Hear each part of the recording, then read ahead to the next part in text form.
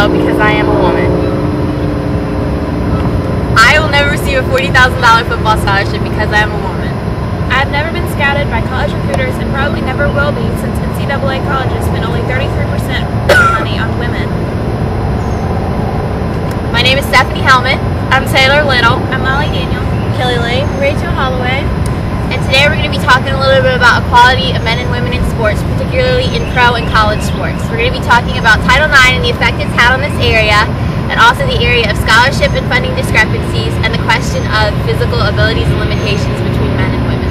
So to start out with, I'm going to talk a little bit about Title IX. Title IX is a law that was put in place in the United States in 1972 that states, no person in the United States shall, on the basis of sex, be excluded from participation and be denied the benefits of, or be subjected to discrimination in any educational activity or program receiving federal financial assistance.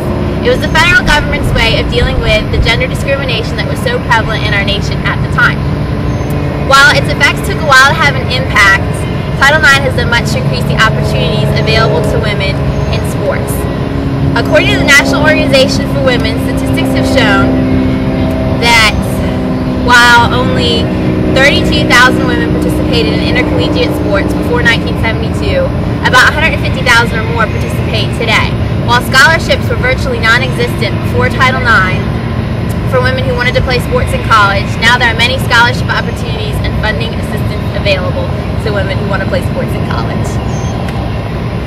While perfect equality has certainly not yet been reached, the equality of men and women in sports has increased substantially, thus proving that Title IX is having a radically positive impact on our nation's athletic culture today.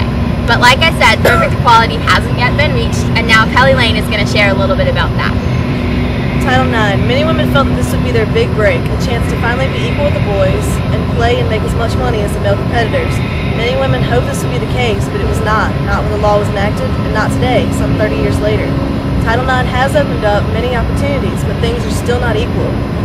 Division I level football teams can have 85 scholarships and often have up to 150 players. This far surpasses any women's college sports.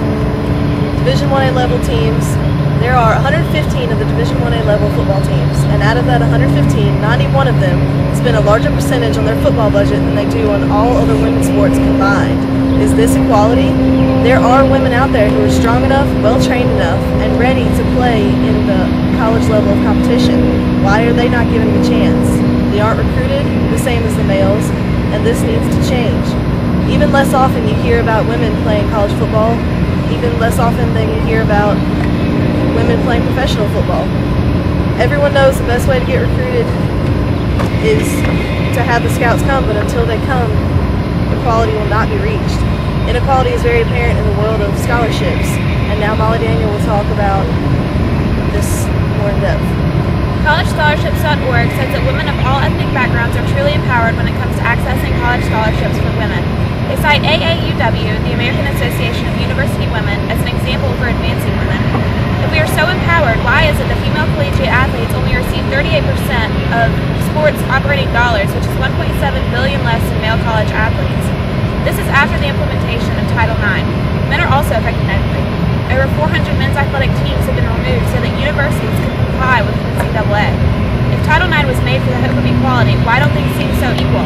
And now Rachel Holloway will talk to you a little bit more in depth about that. Much of the discrimination of women in football is based on their physical ability. Many people believe that it is too dangerous for females to play full contact sports. But according to the Women's Sports Foundation, risks in contact sports have nothing to do with gender and much to do with skills, experience, and coaching. There are also those who believe that females are capable of playing football, but that they should be separated from males. This is mainly because of the male hormone androgen, which after puberty causes males to develop more muscle mass than females. So a male will have generally more muscle percentage than a female with the same height and weight. Many believe that this enables males to be stronger and faster and therefore should be on separate same-sex teams. However, Women's Sports Foundation states that, especially in sports below professional level, there will be several females who are able to compete with and against males despite physiological advantages of most males. So any female who is able should not be denied the opportunity to play. Fortunately, we have examples of women successfully playing football. Professional football has not seen any females on the field with males, but there are women's only leagues. The Independent Women's Football League is a non-profit organization created for the success of women's tackle football. Also, the Women's Professional Football League allows female teams to play tackle football. According to the WPFL website, it is the longest operating women's pro league in the U.S., beginning in 1999. There are, however, females on some college football teams. According to Sports Illustrated, United has played and scored for Colorado and New Mexico. She says, "Football is what makes me breathe. No one so passionate about a sport should be denied the opportunity to play." Now Kelly has some other thoughts.